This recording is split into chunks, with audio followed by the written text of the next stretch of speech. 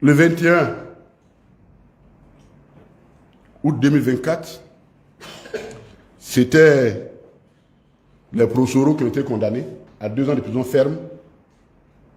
Kandos Mauro et Mouadou Touré, qui sont les proches de Soro, à 2 ans de prison ferme et 5 ans de privation de leurs droits civiques. Le PDCI a aussi écrit sa part de griffe.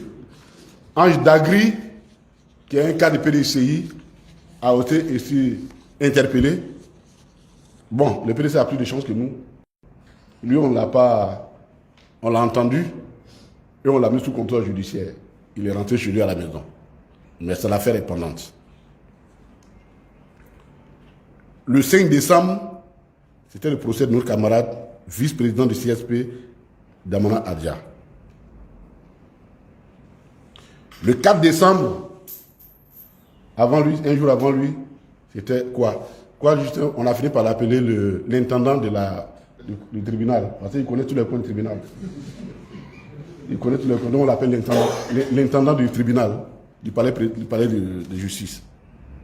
Et ces procès sont en cours.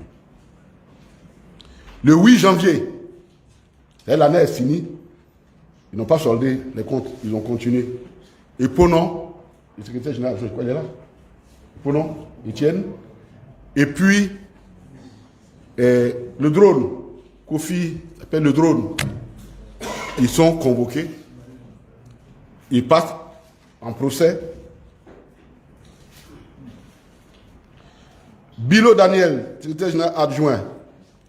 Boli Nessor, Diedo Guy Marius, Ayo Atiori Sosten, Zozan Bilegré, Lodoua Awa Landry comparaîtront très bientôt eux aussi pour des faits qui sont liés à l'arrivée du président Laurent Gbagbo en 2021. Quoi?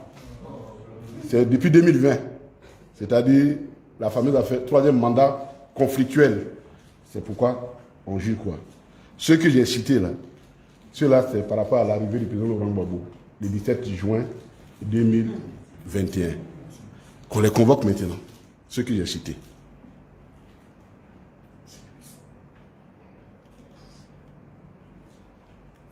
Alors, c'est peu de dire pour nous que, en tout cas, la justice est très active contre nous. Et je voulais dire ceci, j'aime bien cette expression, l'homonymie des acronymes de la maison PPA, de la maison d'arrêt et notre nom, cette homonymie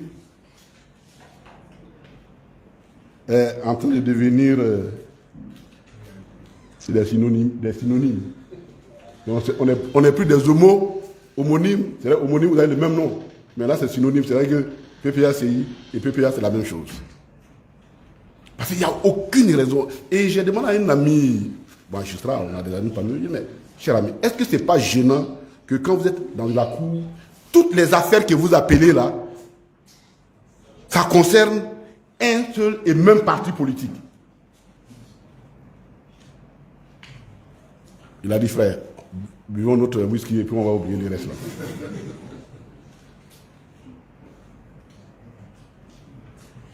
Pour nous, ce sont des procès politiques. Et c'est pourquoi nous voulons saluer la mobilisation de la direction du PEX et toute la direction pour accompagner nos camarades qui sont dans cette situation. C'est le procès du PPACI. Ce n'est ni le procès du PICAS, ni de quoi, ni de Bilo, ni d'Autorodel. C'est le PPACI qui est visé à la veille des élections. On veut nous fragiliser. On veut nous détourner de l'essentiel. Mais nous sommes incassables. Nous sommes un parti incassable.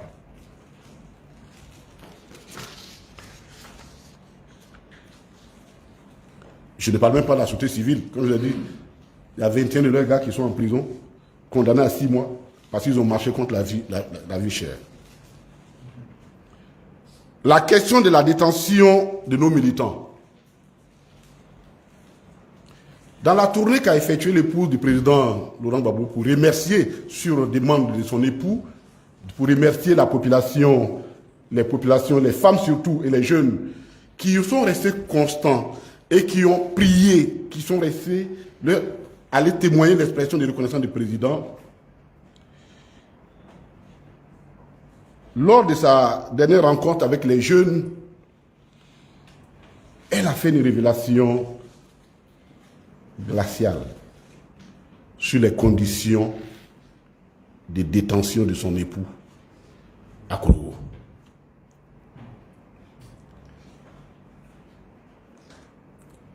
Le caractère inhumain de ces conditions de détention ont laissé des séquelles au président. Et les gens utilisent ça pour se moquer de nous.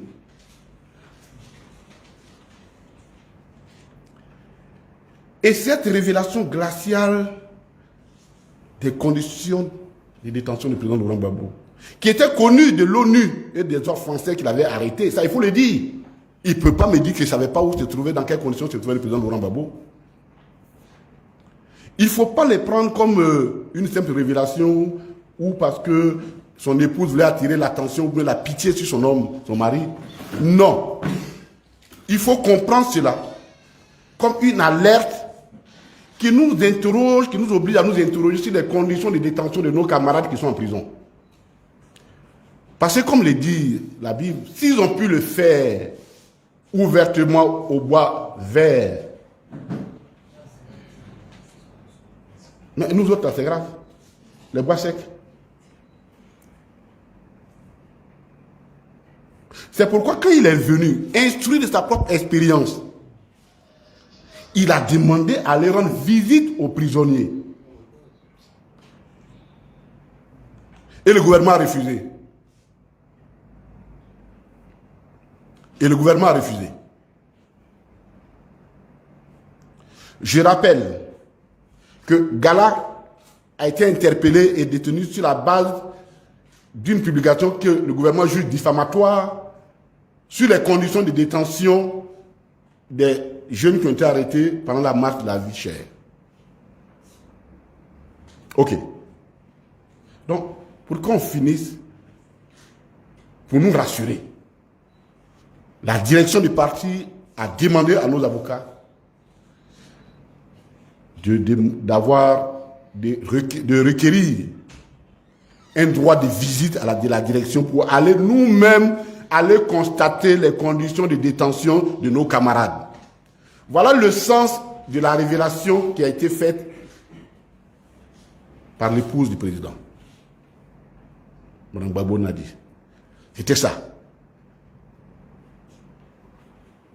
Puisque lui-même, notre chef, les conditions dans lesquelles il a été retraité, il y a même des rumeurs qui ont couru sur les conditions. Bon, on n'était pas là-bas, mais les gens, il y a certaines rumeurs qui attachent le décès de Mangaé, la mort de Mangaé, que serait dû aux conditions de détention, d'arrestation, de détention qu'il n'a pas supporté. Il en est mort dès qu'il est sorti. Donc, il y a beaucoup de présomptions. Nous sommes en droit de nous inquiéter sur le sort de nos camarades. C'est pourquoi, ici, la direction du parti a demandé que nous allions, le gouvernement donne une réponse pour que nous allions visiter nos camarades, y compris CK Anselme, qui fait partie des derniers officiers qui restent encore en prison depuis 2011.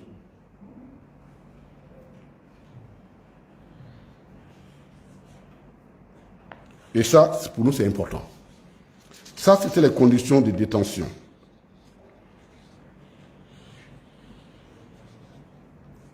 Maintenant, nous revenons sur la gouvernance du RHDP, du bilan. Alors, rapidement, on va le faire en deux étapes parce que c'est trop long, on ne pouvait pas le faire en un seul jour. Aujourd'hui, nous allons parler de la gouvernance politique, le bilan de la gouvernance politique. Dans 2 semaines, nous nous retrouvons aussi pour faire la gouvernance économique et sociale. Parce que c'est des questions qui sont très importantes. Parce que nous avons écouté le discours du président. Je vais vous donner un exemple, ne serait-ce que pour la gouvernance économique. Le président dit, on a fait 2 millions de tonnes de riz. C'est ce qu'il a dit dans son discours. Ok. La consommation ivoirienne du riz, selon les statistiques, tourne autour effectivement de 2 millions, 2 millions 3. C'est-à-dire que nous sommes, pour le président, autosuffisants. Mais dans 2 semaines, nous allons lui démontrer que ce n'est pas possible, puisque la Côte d'Ivoire est la première importatrice de riz en Afrique. Si on s'autosuffit, comment on peut être premier importateur de riz en Afrique? On va revenir là-dessus la prochaine fois. Pour vous dire, il y a tellement d'incohérences que lorsqu'il parle, ce qu'il nous reste, c'est de faire attention et après aller s'asseoir pour faire des recherches et les incohérences sautent d'elles-mêmes et deviennent visibles d'elles-mêmes. Mais pour le moment, nous allons parler de la gouvernance à la fois au niveau national et au niveau international. Le président a fait son bilan. Nous sommes un parti d'opposition, nous faisons aussi notre bilan. Le bilan. Politique interne. Premier point, la promotion du communautarisme au détriment de la République. Ça, nous insistons sur ça. Le communautarisme se définit comme la tendance à faire prévaloir des spécificités d'une communauté, des communautés ethniques, religieuses, culturelles, sociales au sein d'un ensemble plus vaste. C'est comme ça que le petit Robert définit le communautarisme.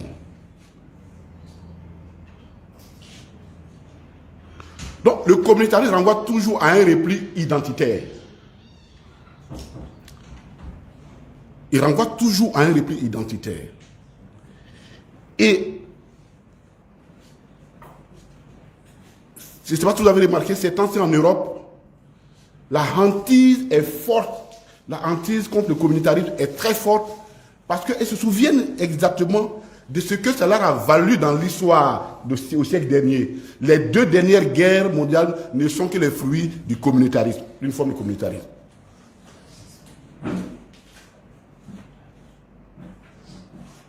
Le nazisme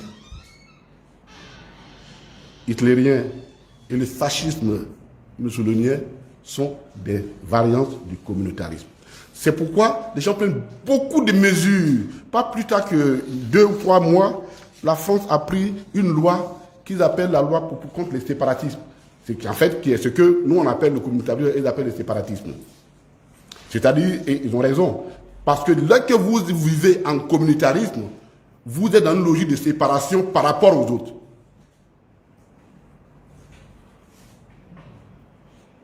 Or, le communautarisme, c'est l'idéologie dominante du RHDP. C'est l'idéologie du RHDP. Et plus nous avançons vers les élections, les discours et les actes prouvent de façon surabondante ce regain de communautarisme. Et nous allons vous donner des exemples.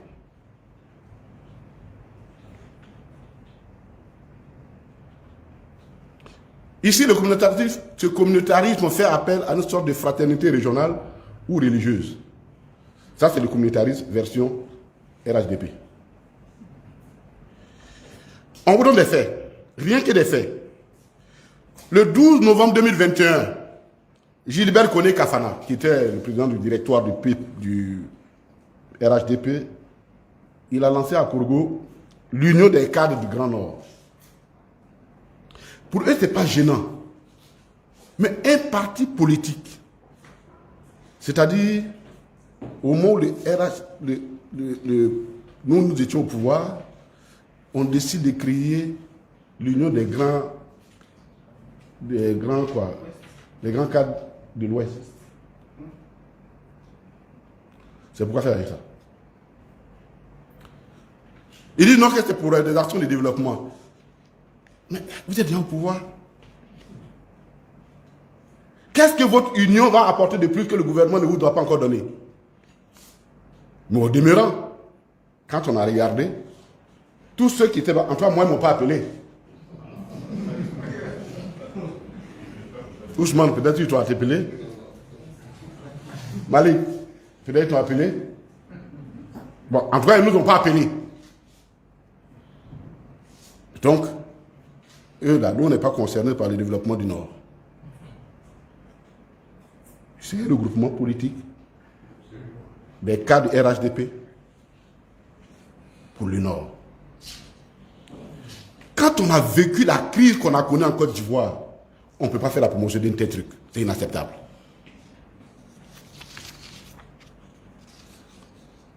Tout près de nous, le 20 décembre 2024, c'est le président de l'Assemblée nationale de Côte d'Ivoire qui s'en va dans une administration importante de la Côte d'Ivoire pour aller parrainer la sortie d'une organisation religieuse au sein des douanes, qu'ils appellent ça Komodo. Il manquait plus qu'on appelle ça commandant. Ou comment on appelle commando. Et il allait. Je dis bien le président de l'Assemblée nationale, dans un pays laïque. Mais vous imaginez un seul instant la douane. Quelle douane on aurait si tous les chrétiens, avec toutes les variantes, évangélistes, enfin tout ce que vous pouvez imaginer, chacun constituait et puis. Et Aswadou n'est pas là. Et la région d'Aswadou. Parce que lui, au moins, il a le courage de dire que lui, il a l'assume pour lui. Mais comment on peut accepter une telle situation? Et le président de l'Assemblée nationale a dû passer par toutes les formules pour essayer de couvrir. Mais c'est difficile de donner une forme carrée à un cercle. Ce n'est pas possible. La quadrature du cercle, la quadrature du cercle, ça ne marche pas. Ce n'est pas acceptable dans le pays. Et c'est passé. C'est passé. La question qu'on s'est posée, qu'est-ce que cette association apporterait de plus en termes de valeurs professionnelles et éthiques aux fonctionnaires de la douane que ni leurs pratiques personnelles, c'est-à-dire les fois qui vont à l'église ou à la mosquée personnelle, ni les lois de la République ne leur donnent pas quelque chose. C'est un démembrement de RHDP dans la logique du communautarisme.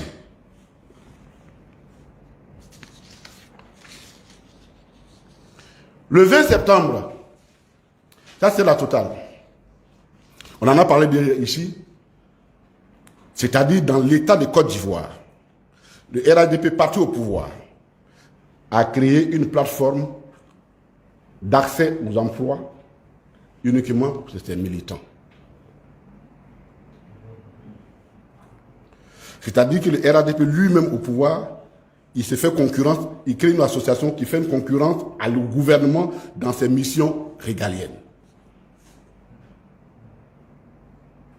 J'ai écouté avec amusement le jeune Fadiga, qui est promoteur, qui nous a dit que toute l'opposition ivoirienne manque de maturité.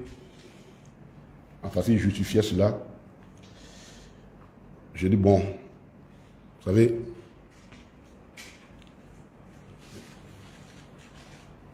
quand on est candide, la difficulté pour le candidat, c'est d'ignorer être candide et de juger les autres avec autant de facilité et légèreté. Cela est inacceptable dans un pays. Ce n'est pas possible que le parti qui gouverne et qui est censé chercher, il y a un ministère même créé pour ça, on crée une structure parallèle pour faire la concurrence à ces ministères. C'est du communautarisme, pur et simple. Mais le communautarisme, c'est l'idéologie du RHDP. L'idéologie telle que définie par Bechler dans son livre, que vraiment je recommande de lire parce que parfois on se trompe de livre, qui est qu'est-ce que l'idéologie? Pour lui, l'idéologie, c'est un discours lié à l'action politique. C'est-à-dire, ce qui se font là, ce qui se fait là, ils ont théorisé ça dans la charte du Nord en 1991. Ils ont envoyé un essai en 1995 avec la fameuse phrase « Je ne peux pas être candidat parce que je suis musulman et du Nord ». Ça, c'était l'essai au laboratoire. Il y a la théorie, l'essai au laboratoire. Ça a été implémenté à grande échelle en 2002 avec la rébellion. et officialisé en 2012, en 2011, avec le principe du rattrapage ethnique. C'est une démarche idéologique. Intellectuellement, c'est une démarche idéologique. Elle n'est pas fortuite, elle est cohérente, elle correspond à une logique et c'est ce qu'on appelle une idéologie. Une telle idéologie ne peut pas prospérer dans un pays laïque. Et ne doit pas prospérer dans un pays laïque.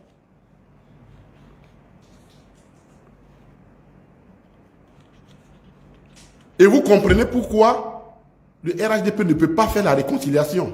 Parce que réconcilier, c'est de mettre ensemble. Mais si tu es dans une logique séparatiste, communitariste, tu ne peux pas être communitariste et en même temps rassembleur. Donc il ne peut pas faire la réconciliation.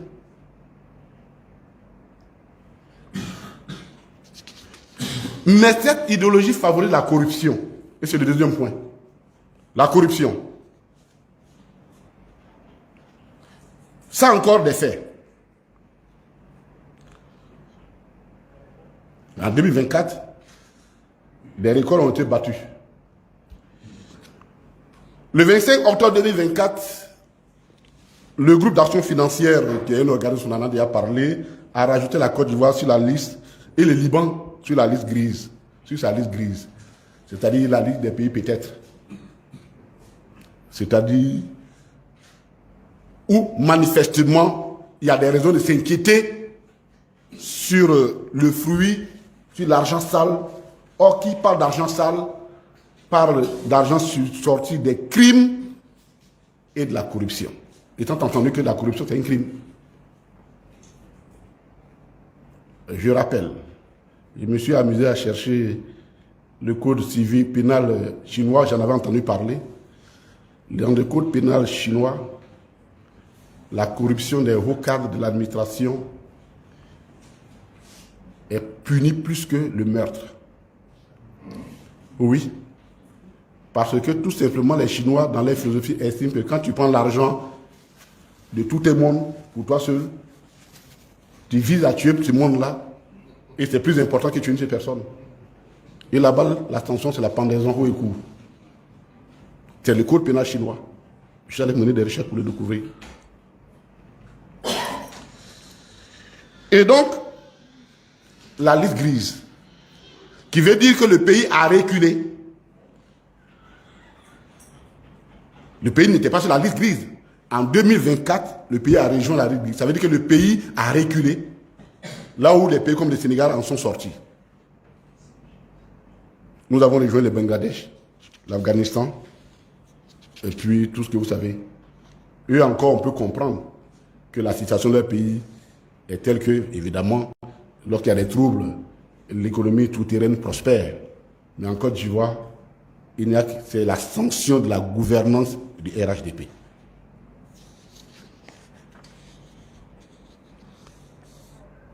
Le 4 janvier 2025, ça a commencé en 2024, ils ont dit ça, c'est pourquoi je mets ça dans le bilan. Ils n'ont fait que redire ça en 2025. Une dépêche de Reuters, reprise par RFI, annonce que 50 000 tonnes de sève de cacao auraient franchi la frontière ouest du pays pour être revendues en Guinée et au Libéria. Là-bas, le cacao se paye à 5 000 francs. Et donc, les gens se débrouillent pour acheter ça à 1800 cash.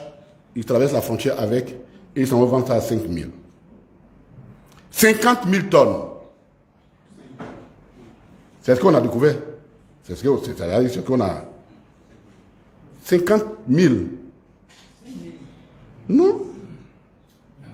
Là, il y a 50 000 tonnes de sorties de fèves et ça se vend à 5 000 francs le kilogramme. Pour ne pas faire la confusion. Le tonnage, c'est 50 000 tonnes qui sont sorties.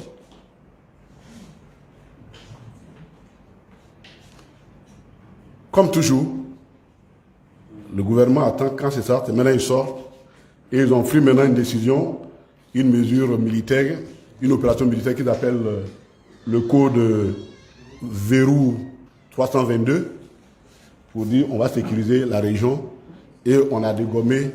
Et cette fraude met en évidence toute la complicité de la hiérarchie locale, qu'elle soit militaire, administrative et policière. Mais de grâce, ce ne sont que les menus frétins d'une telle opération.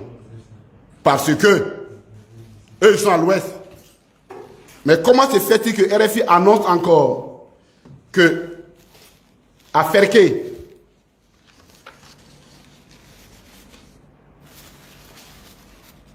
dans la même zone, dans le même courant, ils ont attrapé un camion, il dit ah, lui, c'est ils sont toujours en état parce que c'est le dernier camion. Avec 40 tonnes de fèves de cacao, en partant pour le Burkina Faso, depuis le port de San Pedro, c'est-à-dire qu'il a fait 700 km, et c'est à Ferké, que certainement un douanier ou policier qui n'était pas au courant de l'affaire les a interceptés. Donc vous convenez que ce n'est pas seulement les autorités de l'Ouest qu'il faut dégommer, c'est structurel.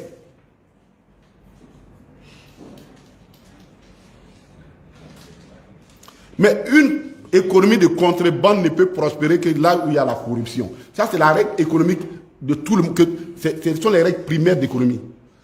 La contrebande et la corruption sont totalement liées. C'est des sœurs jumelles, même si c'est à moi.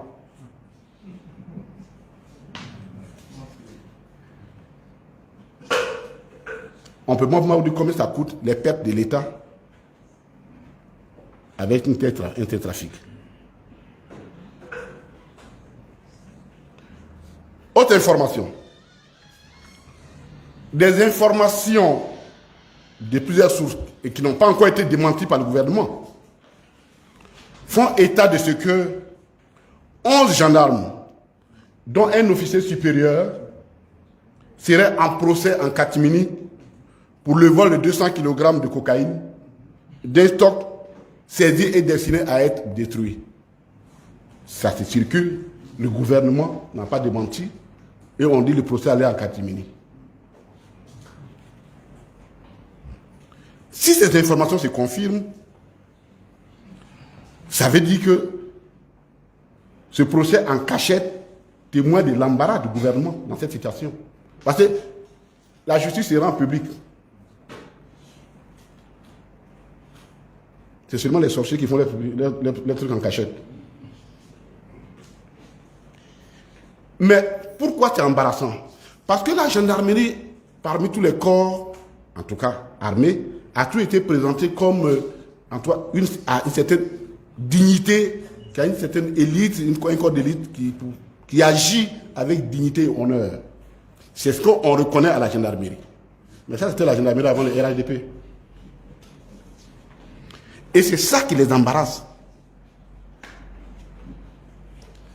200 kg d'or de drogue, c'est des milliards et des milliards. Il semble que c'est dans le partage là qu'un n'était pas content de sa part. Et il a balancé les autres. Si cela est vrai, le gouvernement doit les rendre à la Côte d'Ivoire. C'est quand même grave. Vous savez, j'ai écouté le procès des gens qu'on avait arrêtés dans le cadre de la drogue, l'opération drogue. Là. Et la tête de flic, quand on l'a introduit, il a dit, mais vous nous fatiguez pour rien. Avant, là, pour qu'un kilogramme de drogue arrive en Côte d'Ivoire, il fallait payer au moins 10 millions. Mais depuis là, on a réduit le coût. Chez nous, c'est Wendere. Ils ont soldé. C'est 5 millions maintenant. Depuis le RHDP est là. Donc la Côte d'Ivoire est devenue le passage de la drogue.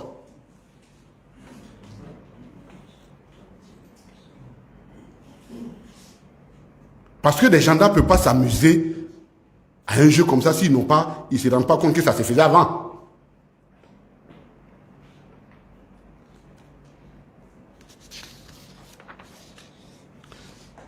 L'autre élément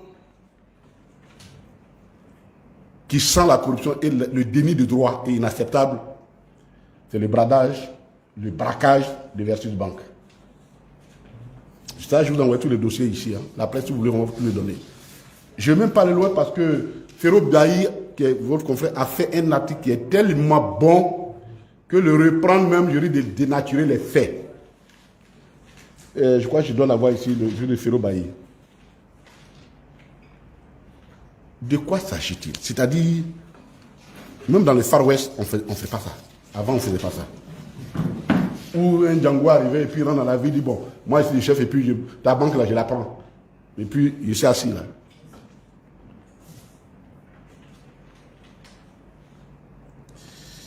Versus Bank a été créé par 3 personnes. L'idée est venue d'un actionnaire ivoirien, Jean-Claude Nda Mechi. C'est lui qui a eu l'idée. C'est un ancien de l'Ecobank. C'est un banquier qui a fait ses preuves dans les milieux de la banque et les gens lui reconnaissent ça. Il lance son idée. Et lorsqu'il lance son idée, le groupe Aiglon de Kanyasi se joint à lui. Et comme ils avaient les moyens, ils prennent 65% des parts. Jean-Claude Nda à 30% et 5% sont donnés à certains connaissent Boubacar. C'est Boubacar, je ne sais pas. Aboubacar. Aboubacar. Non, c'est pas notre frère. Lui n'en a pas. Il est comme nous. Aboubacar. Malheureusement, comme toujours, les affaires de Kanyasi, là, ça va. C'est comme ça toujours. Ça n'a pas duré. L'actionnaire majoritaire a déclaré faillite. Et si l'actionnaire majoritaire déclare faillite, ça veut dire que la banque va avoir des problèmes.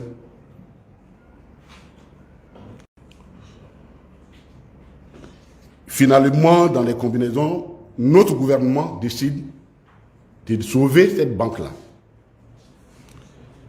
et décide de racheter les parts de la banque pour que la banque vive.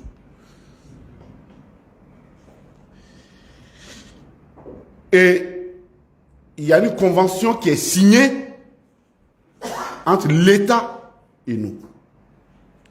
L'État, notre État, le gouvernement et l'actionnaire majoritaire.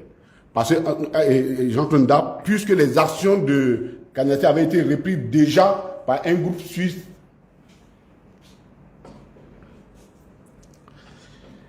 Et dedans, ils ont arrêté les modalités de paiement des actions. Ça fait 6 000 et quelques l'actions.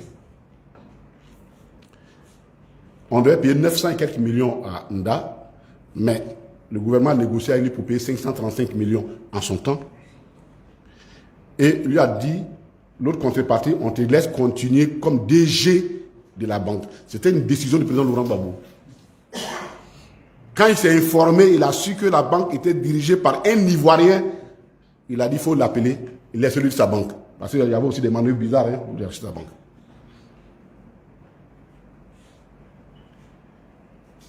La banque a commencé à avancer.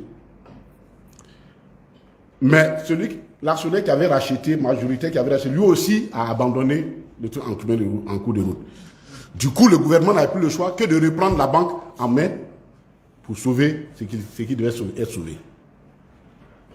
Mais dans la convention, il est clairement écrit à l'article 7 de la convention qu'en cas de non-paiement, à la date indiquée, la banque revient de plein droit, les parts reviennent de plein droit à Jean-Claude Nda. Les 30% là reviennent de plein droit.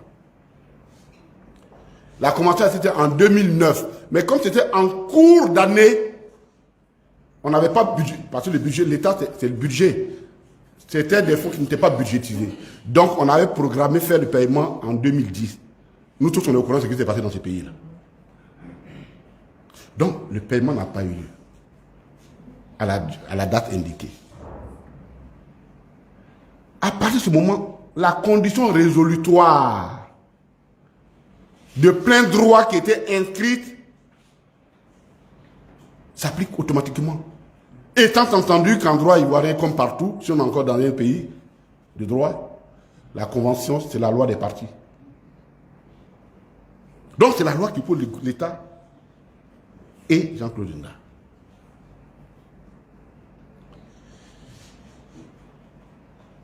Quand Jean-Claude Nda, qu'on a chassé, aussi comme nous, parce qu'il faut que vous reconnaîtrez, on va revenir là-dessus, Jean-Claude Nda, et on vous expliquera pourquoi cette affaire-là, sans la vendetta, la vengeance, et je vous expliquerai.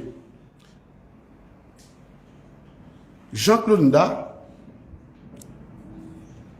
donc, revient en Côte d'Ivoire et par 2 courriers, comme c'était stipulé dans la lettre, saisit le gouvernement pour dire « Payez-moi mon argent ». En 2014, le gouvernement fait comme s'il n'entend pas. À partir de ce moment-là, il fait valoir le droit de résolution, c'est son droit. Donc, les 30% lui reviennent. C'est dans ça, le matin, on attend que le gouvernement a confié à la banque Rothschild, le groupe Rothschild, la privatisation de Versus Bank. Sans que Jean-Claude Nda, qui détient 30%, n'en soit informé.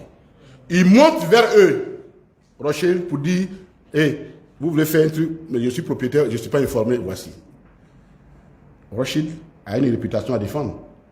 Il dit non, moi je ne marche pas du temps. Et il écrit au gouvernement pour dire je ne peux pas continuer cette privatisation tant que la question de contentieux avec l'actionnaire ivoirien n'est pas réglée.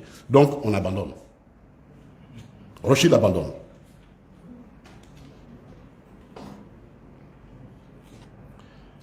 Le gouvernement qui veut tout faire par un passage en force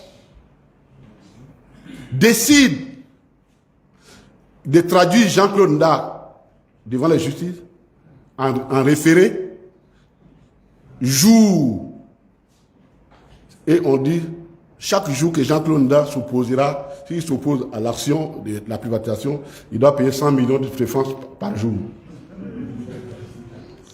Il saisit le tribunal, c'est le gouvernement qui saisit pour demander en référé, une action en référé. Le juge de référé dit, lui, ne peut pas traiter cette affaire, pour une fois.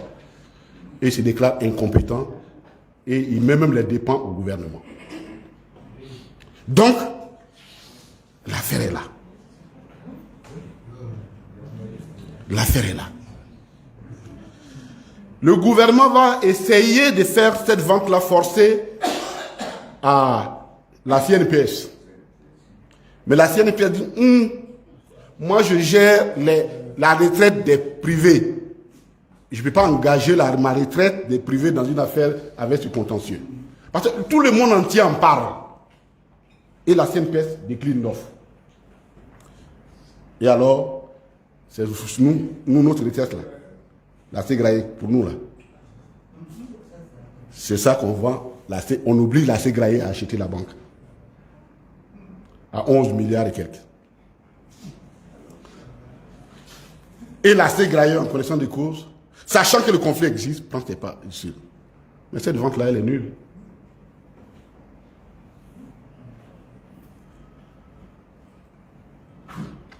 Mais mieux, le président du comité de privatisation qui suivait l'affaire quand il est venu, quand il s'informe de l'affaire, devant les médiateurs de la République, dit que Jean-Claude Nda a raison.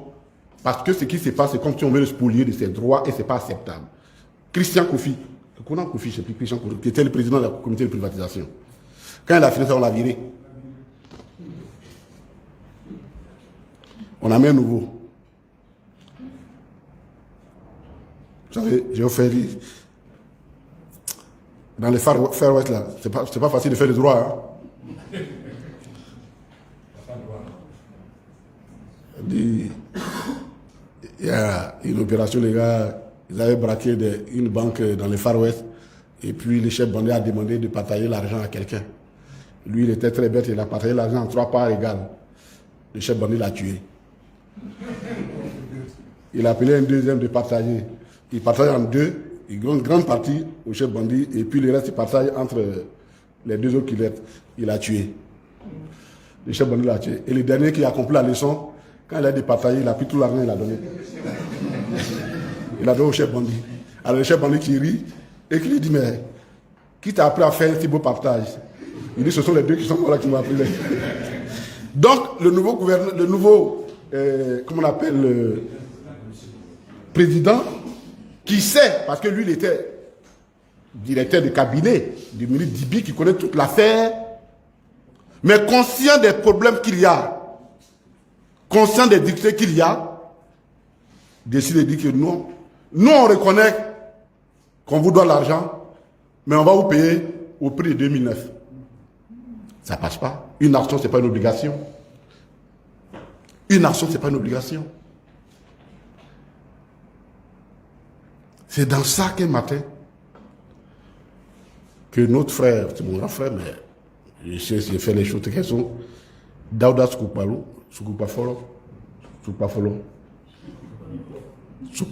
voilà, elle est dit en nom, Soukpafolo. Un homme d'affaires prospère, habile.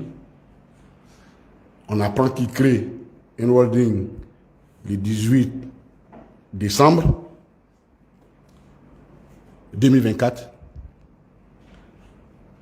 et le 19 décembre 2024, il achète la banque. Il n'y a même pas appel d'offre.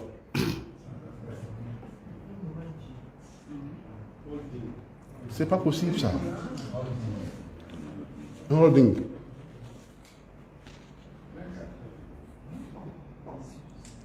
Il achète ça à 8 milliards, 500 millions. Les actions qui avaient été déjà vendues, c'est-à-dire les 52% de l'État qui restait, il les vend à 8 milliards, alors que la CNPS avait acheté 47% à 11 milliards. Mais c'est du communautarisme. C'est du communautarisme pur et simple. Mais le communautarisme du RHDP, il faut faire très attention. Tous ceux qui connaissent monsieur Koné disent de lui que c'est un monsieur honnête, qui a une très bonne réputation.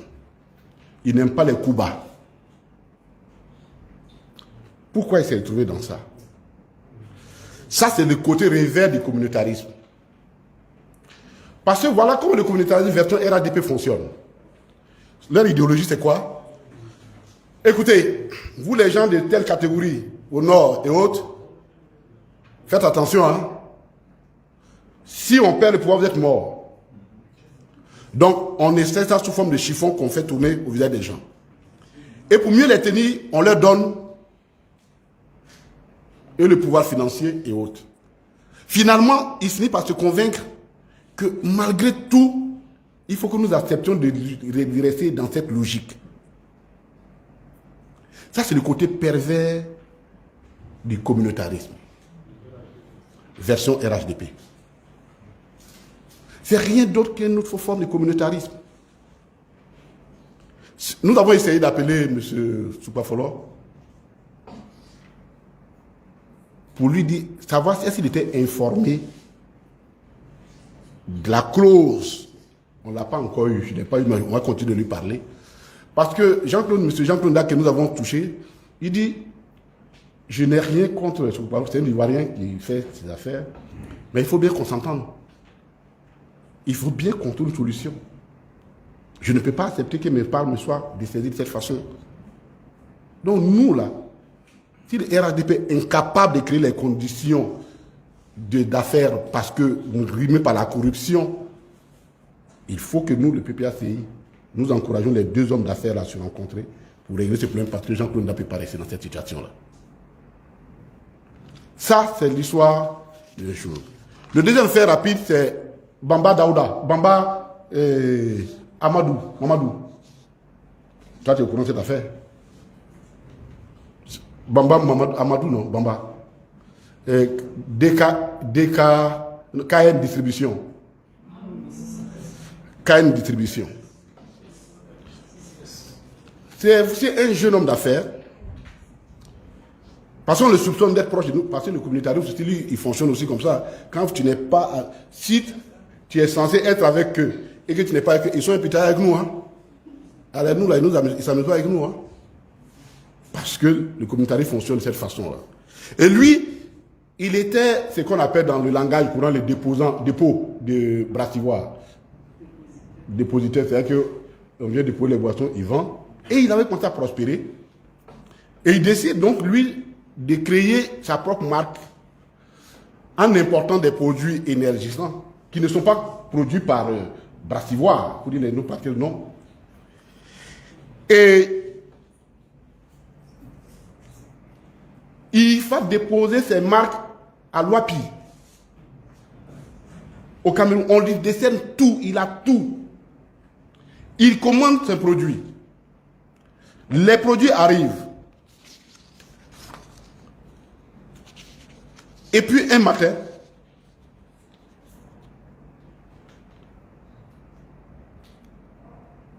sans crier gare, une unité qu'on appelle une unité du ministère du commerce arrive et ramasse vraiment sans mandat, rien du tout, tous les produits du jeune homme, en fait de la jeune entreprise, ici, aussi bien dans son dépôt que dans les points de vente que vous avez exposés. Mais vraiment une démarche illégale. Elle est illégale parce que nous sommes allés chercher les textes qui fondent l'unité, qu'il appelle l'unité de lutte contre la contrefaçon. L'unité nationale de lutte contre la contrefaçon. Qui est attachée au ministère. On a lu tous les textes, le décret qui crée, la loi qui crée, le décret qui crée tout ça. Mais aucune disposition ne donne pouvoir à cette cellule-là de prendre, d'opérer tel qu'elle a été faite.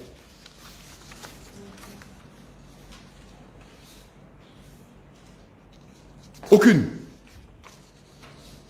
Mais le pauvre est passé par tous les chemins pour qu'on lui reconnaisse ses droits. Il n'a pas eu gain de droit, gain de cause. Parce que le pauvre le soupçonne tout simplement d'être proche de nous. Tout simplement, on le soupçonne d'être proche de nous. Tout comme d'ailleurs, Amechi Nda est en train de payer son rôle déterminant qu'il a joué pendant la crise des banques. Parce qu'au moment où les RADP essayaient d'étouffer le peuple ivoirien, Jean-Claude Nda était de ceux qui avaient maintenu non seulement sa banque ouverte, mais lorsqu'on a nationalisé les banques, c'est à lui qu'a été confiée la gestion de la BCC. Voilà le problème de Jean-Claude Nda. La vendetta. La vengeance. On ne gouverne pas un pays avec la vengeance. Une crise qui a daté 2000, nous sommes en 2025, c'est-à-dire 15 ans après. Si nous sommes incapables de régler ces problèmes-là, il y a un problème. C'est que nous avons perdu en nous l'humanisme. Jean-Claude Nda ne fait que payer le prix de son engagement auprès de nous.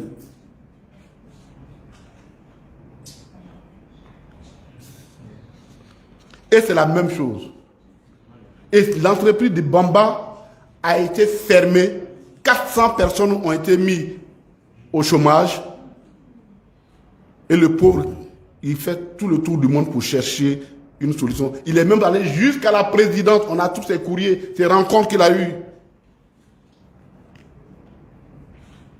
Impossible de régler son problème. L'entreprise est fermée. Il y a même une chaîne de télévision qui a fait un reportage sur ce cas-là. Donc, voici ce qu'on appelle quelques éléments du bilan de gouvernance de Ouattara, gouvernance du RHDP en 2024. Ça, c'est la politique intérieure. Et nous allons terminer par la politique extérieure. Et la politique extérieure, c'est que au sommet des chefs d'État et de gouvernement de la CEDEAO, tenu le 15 décembre 2024 à Abuja, la CEDEAO a pris acte de la sortie définitive des pays de l'AES. Les pays ne sont plus, tout le monde a pris acte que c'est fini.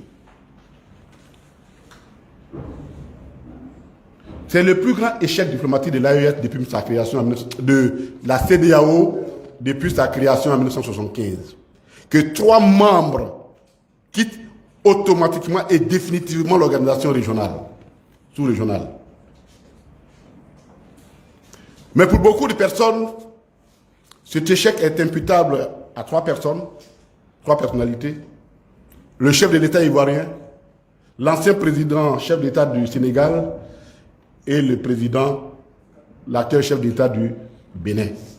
Voici les 3 personnes, en tout cas que les gens présentent quand vous les écoutez parler comme étant les premiers responsables de cet échec. Mais encore beaucoup plus pour le chef d'État ivoirien, parce que étant le plus ancien en termes d'âge, il a la réputation de la sagesse. C'est comme ça en Afrique. Qui n'est pas été capable de jouer à la fois sur cette sagesse, mais encore du bénéfice des sympathies dont qu'il avait de la part de ces pays qui l'ont aidé, qui ont supporté, qui l'ont conduit, qui ont porté son combat. Les gens trouvent que c'était quand même, il n'a pas été à la hauteur des espérances qu'on avait placées en lui. Le fossé s'est agrandi. Et nous sommes arrivés à la séparation. C'est d'autant plus incompréhensible que finalement, dans cette affaire, si on demande qu'est-ce que la Côte d'Ivoire a gagné, elle n'a rien gagné, mais elle a perdu. Le port autonome d'Abidjan, selon des révélations qui ont été faites par le Centre d'études perspectives, le port autonome d'Abidjan, déjà en avril 2024, avait perdu 7% de son trafic, avait chuté de 7% à cause de la crise qu'on a ouvert avec l'AES. Pendant ce temps, des pays comme Lomé, le port de Lomé, les activités se sont accrues. Et donc le trafic s'est détourné de la Côte d'Ivoire, de l'Interland s'est détourné de la Côte d'Ivoire et maintenant c'est avec le Togo. Quand nous savons que notre port était parmi l'un des ports les plus importants quand nous gérons la Côte d'Ivoire, et qu'aujourd'hui nous regardons le classement du port autonome, on se dit, mais pourquoi ce gâchis? Qu'est-ce que nous avons gagné?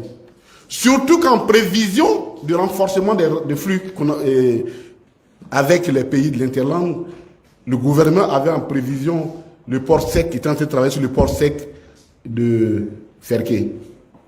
Bon, vous créez port sec à Ferké. Ceux à qui viennent se ravitailler là-bas, vous faites parler avec eux. Mais votre port sec là, ça peut cultiver du maïs ou quoi dedans? Et donc les travaux du port sec traînent parce que ça n'a plus d'objet. Donc on se pose la question, mais qu'est-ce que la Côte d'Ivoire a gagné dans cette bataille-là? Et du coup, finalement, on commence à donner raison à ceux qui pensent que la Côte d'Ivoire agit pour le compte d'une puissance étrangère. Parce que si vous n'avez rien gagné, on n'a rien gagné. Au contraire, on a perdu. Pourquoi nous avons agi comme ça? Grand échec international. Parce que quand on veut être leader, notre comportement doit témoigner de notre volonté de leadership.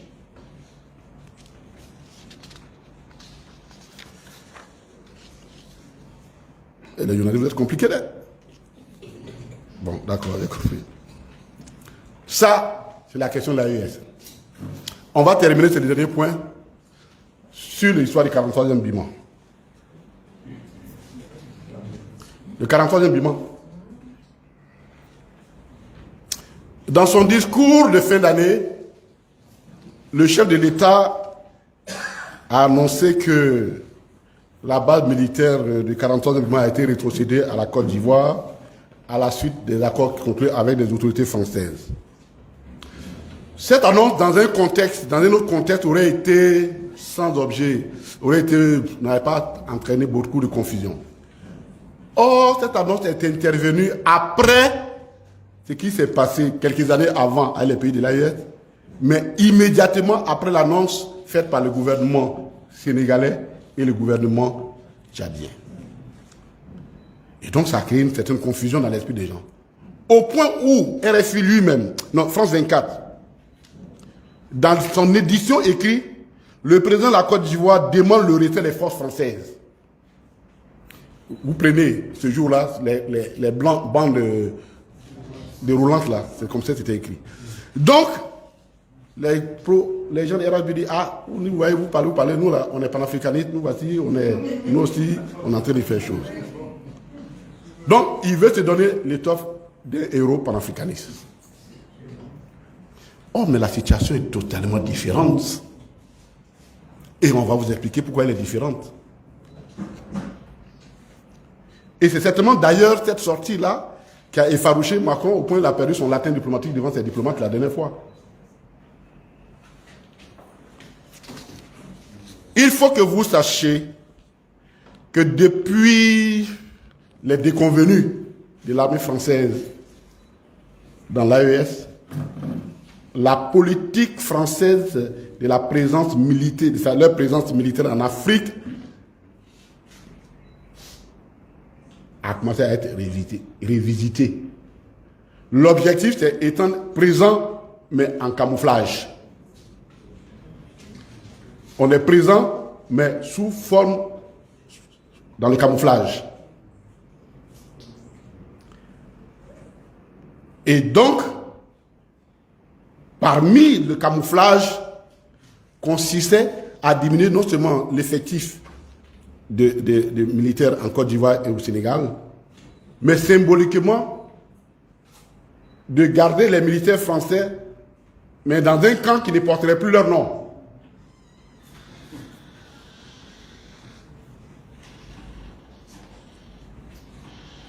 Et c'est ce qui s'est passé. C'est d'autant plus vrai que,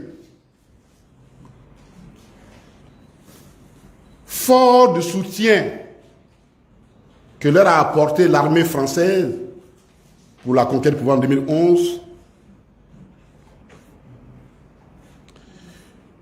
l'État de Côte d'Ivoire et le gouvernement français ont signé un traité qui renforçait celui de 1961, en 2014, 2012. C'est quand nous ont chassé, là, ils ont traité un traité.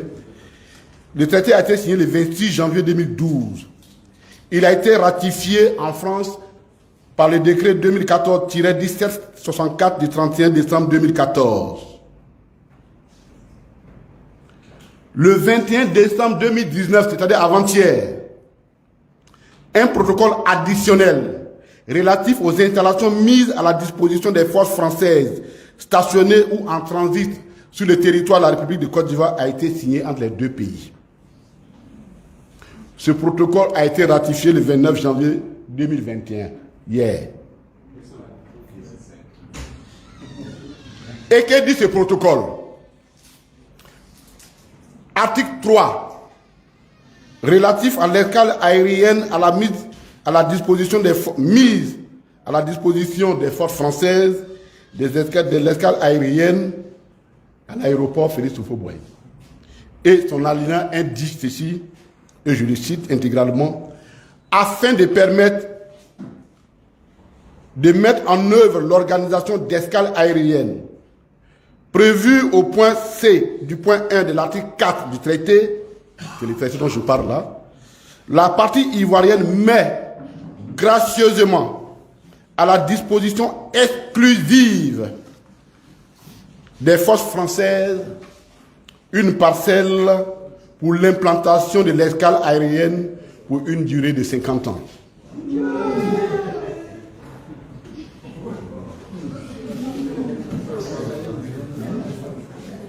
On a qu'à reprendre. Vous n'avez pas compris. Je reprends.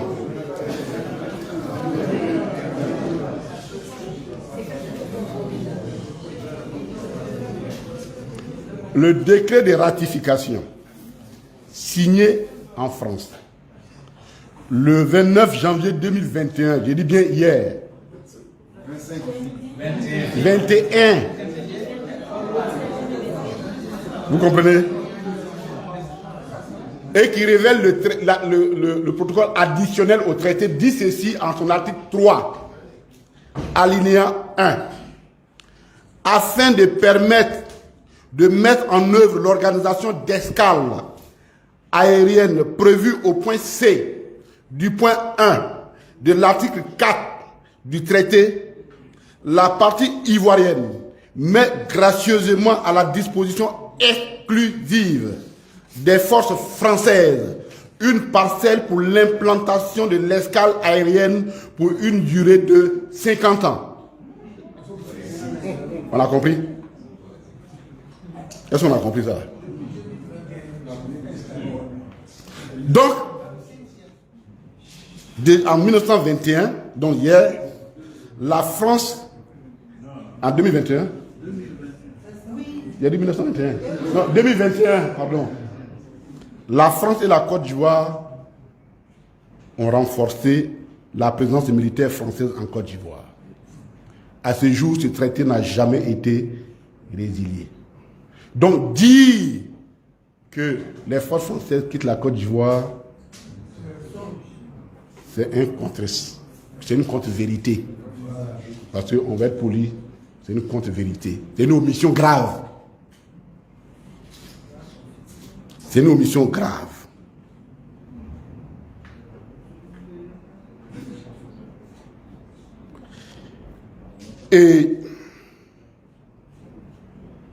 Mais pourquoi les chefs de l'État communiquaient de cette façon?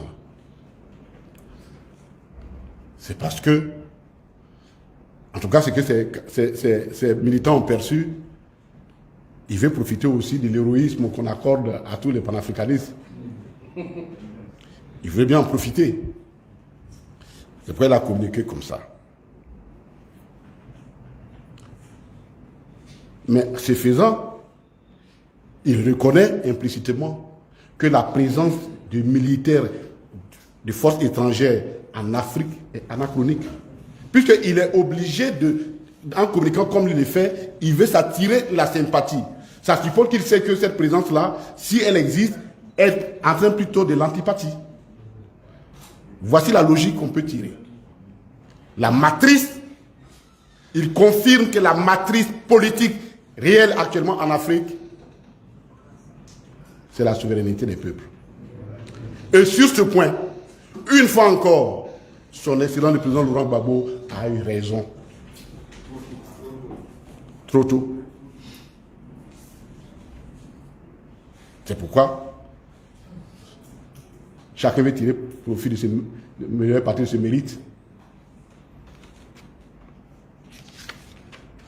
Au total, et je finis par là, la conclusion, nous avons dit que on a la deuxième partie, elle est aussi longue, c'est l'économie, on ne pourrait pas la présenter aujourd'hui.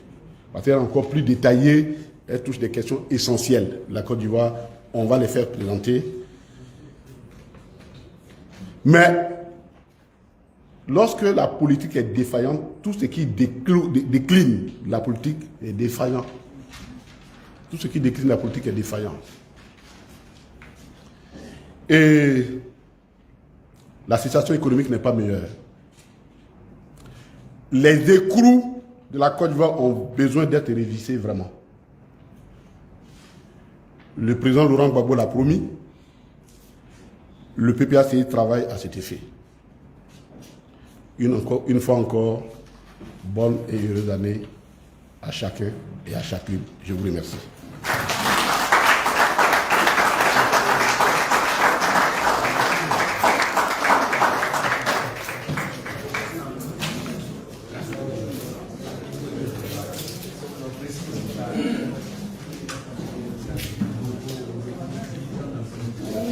Amis de la presse, je pense que quand on finit d'entendre ce qu'on a entendu, on est suffisamment édifié. L'histoire n'a pas de repère. Du moins, l'histoire ne se répète pas, devrais-je dire, mais l'histoire a des repères.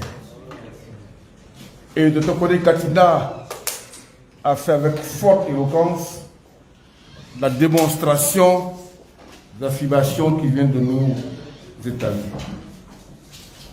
Amis de la presse, je vous sais fouineur. Vous allez maintenant devoir poser les questions que vous jugez utiles afin qu'il approfondisse ses propos. On vous donne le micro, vous présentez votre organe, vous vous présentez et ensuite le docteur Kodé Katina fera fort de vous répondre. Le temps pour lui de prendre une bonne gorgée d'eau, prendre un peu de force.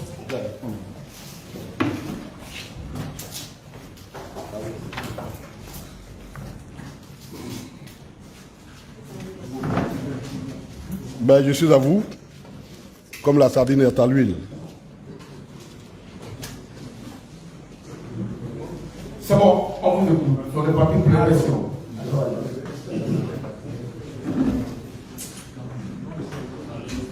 Je suis Gobson Sabo, journal de La Nouvelle Alliance.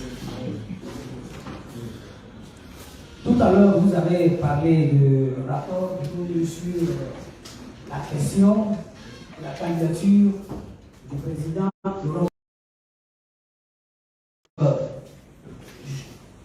La dernière fois, j'ai lu la une d'un journal, par exemple, et puis j'ai vu des propos qui parlaient de la une de ce journal que je ne vais pas citer, où Touré Mamadou a dit, c'était le 13 janvier passé hier, elle a dit aucune question concernant l'éligibilité ne peut se régler à l'amiable, mais de façon politique.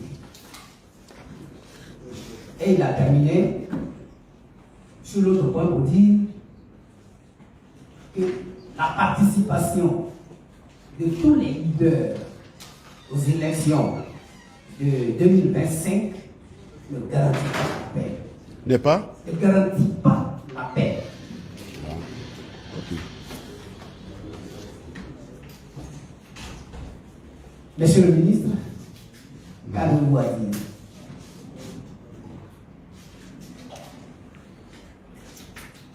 C'est ma question. Ok. Monsieur le ministre, vous avez une question par question. Non, non. Je répondais de façon globale. Global. Oui, allez-y. Une deuxième question. Ici. Là. Bonjour, monsieur le ministre. Karine Kassi de la NCI. Karine Kassi de la NCI. Alors, dans votre. Quand vous avez commencé, vous avez parlé de la réintégration du nom du président Laurent Gbagbo sur la liste électorale, si je me trompe. Alors, vous revenez chaque fois sur cette question et tout le monde veut vraiment que le président Laurent Gbagbo soit inscrit pour éviter les tensions. Mais si jamais il n'est pas inscrit, qu'est-ce que vous ferez? Si jamais il n'est pas inscrit, qu'est-ce que vous ferez? Merci beaucoup.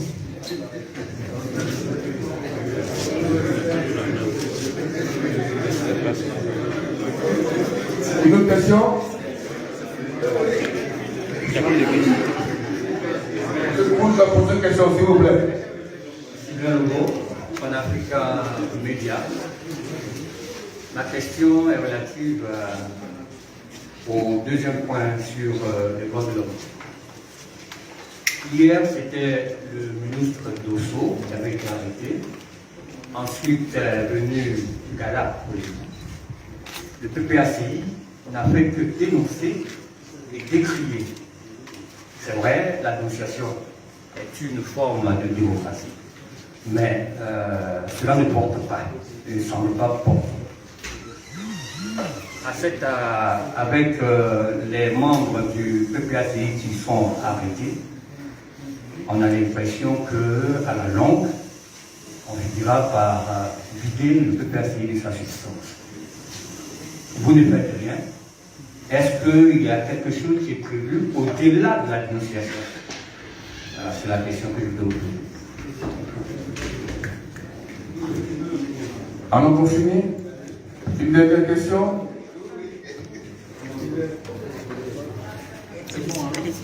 C'est bon? Monsieur le docteur, vous pouvez y aller.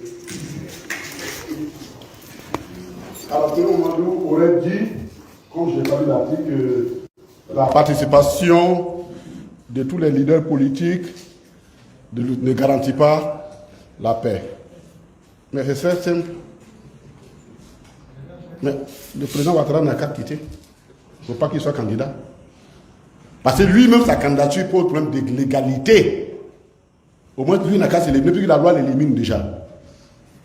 Et donc, si vraiment c'est la paix qui l'inquiète, et que c'est la participation des autres qui ne garantit pas la paix, de tout, il a bien dit de tous les leaders, mais il n'a qu'à dire à son leader qui n'est pas déjà dans la légalité des partis de quitter. On a fait la guerre dans ce pays sous le prétexte de l'exclusion. Enfin, c'est avant-hier ça. Donc si l'exclusion a envoyé des problèmes en Côte d'Ivoire en 2002, pourquoi en 2010-2002, pourquoi pensez-vous que la même exclusion n'enverrait pas des problèmes en 2025? Pourquoi? C'est tellement scientifique. Les mêmes causes que les mêmes défis. C'est scientifique. C'est d'ailleurs comme ça que la science se détermine. Donc, je crois que si vraiment il a dit ça, je crois qu'il a manqué d'inspiration. Si le président Laurent Gbagbo n'est pas inscrit, qu'est-ce qu'on fera? Vous savez, on vous a déjà dit ici, nous on ne pose pas de problème en si. On ne conditionne même pas. Parce que, pour quelle raison il ne serait pas candidat? Pour quelle raison? Il y a amnistie. Il y a une décision de la Cour africaine des droits de l'homme. Il y a tellement de choses. Donc, lui, pourquoi il ne sera pas candidat? Donc, nous, là, en tout cas, toute la direction du parti est ici. Nous, là, nous raisonnons. Le XI, là, il y a longtemps, il a quitté nos têtes. Puis le président, je viens de vous dire qu'il est en train de faire, il va commencer une tournée de Kokoko. Donc, quelqu'un qui veut aller faire Kokoko, c'est qu'il a engagé pour le mariage. Il est prêt? Donc, nous, vraiment, on n'a pas ce problème-là. Madame, je prends tout mon air sérieux pour dire ceci. La candidature du président Laurent Gbagbo est non négociable. Et que cela soit compris ici et ailleurs. C'est tout simple que ça.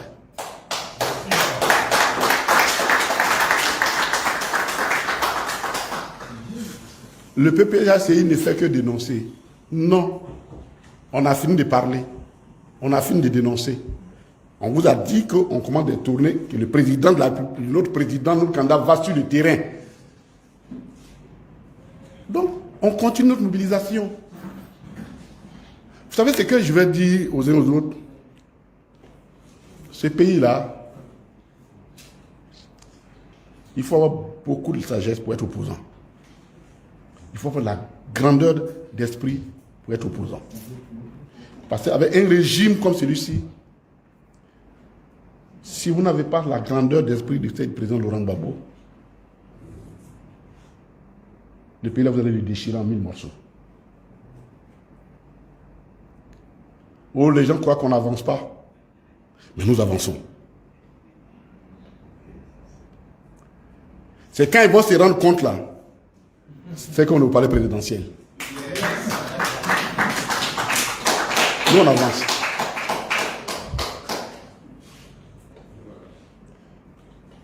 Il n'y a pas de question. Ok. Camarade président exécutif, camarade secrétaire général, camarade membre du CSP, membre de la direction du parti, chers amis les journalistes, je voudrais encore vous dire merci. Merci pour ce premier numéro de l'année 2025. Et l'année 2025 sera une année très, très, très chargée. C'est une année électorale. Et le PPACI se donne les moyens de gagner les élections. Nous allons voir avec Ousmane, il va vous appeler certainement. Je crois que notre parti a le devoir de garder un contact régulier avec les journalistes. Je prends l'engagement, mais on en parlera, mais ça c'est moi qui prends l'engagement en tant que animateur du jour, qu'il faudra qu'on se rencontre dans ce changer de façon fraternelle, Ousmane. Il faut organiser ça, comme on le faisait d'ailleurs chaque année, hein, pour rencontrer les journalistes, dans un cadre fraternel pour échanger. Même si c'est un grain de riz, on le partage. Parce que, pour nous, l'arme la plus fatale de la démocratie, c'est la parole. Les armes létales, elles ne nous apportent rien du tout. L'arme la plus fatale, c'est la démocratie, c'est la parole. Et nous parlons. Nous avons parlé de 90, on a pris le pouvoir en 2000. On n'a jamais pris une arme. Ils ont pris les armes contre nous, on a résisté avec la parole jusqu'en 2011, qu'à ce que la coalition se soit renforcée. Nous n'avons que la parole. Nous avons un leader qui nous a appris à parler. Ce n'est pas n'importe qui. Il s'agit de Laurent Gbagbo. Il a une histoire particulière avec la Côte d'Ivoire.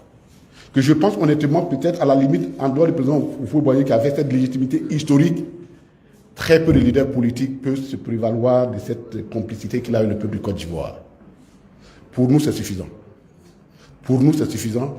C'est un gage énorme. On avait dit qu'il ne viendrait jamais de la CPI. Il est venu. Nous sommes dans le mouvement de la dialectique. C'est quand le contraire, c'est la contradiction qui nous fait propulser. Nous allons gagner cette élection avec le président Laurent Gbagbo. Ça, c'est notre certitude. Que Dieu nous bénisse. Ainsi s'exprime le PPACI par le canal du docteur Justin Katina Koné, président du Conseil stratégique